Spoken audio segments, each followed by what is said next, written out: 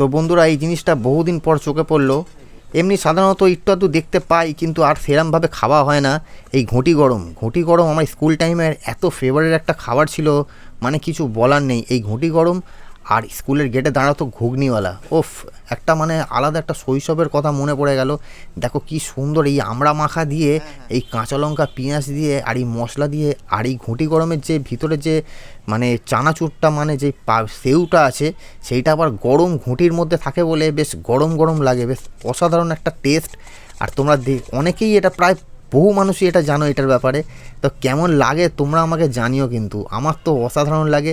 আর বহুদিন পর আমি আবার এটা খাচ্ছি, মানে একটা আলাদা অনুভূতি। দেখো কি সুন্দরভাবে তৈরি করে, সেকেন্ডের মধ্যে দেখো, এই দেখো এইটা আমি 10 টাকার নিয়েছি। দেখো আগে 10 টাকার সত্যি বলতে অনেকটা দিত, এখন যা দিনকাল পড়েছে, কিন্তু 10 টাকার মোটামুটি আমাকে অনেকটাই দিয়েছে, খুব একটা কম দেয়নি। তার উপর থেকে আরেকটু দিয়ে দিল। আর আগে এর উপর থেকে একটুখানি আমরা কুচি দিত, কিন্তু এখন আর জায়গা নেই বলে দিতে পারলো না। দেখো দেখতে কতটা লোভনীয় লাগছে, দেখো। আবার কি দেখতে এরকম, কিন্তু জিনিসটা কিন্তু গরম। আমি হাতে নিয়ে আছি বলে আমি বুঝতে পারছি।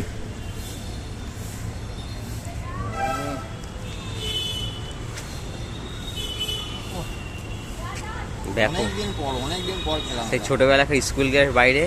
অসাধারণ, সেই কৈশোরের কথা মনে পড়ে গেল।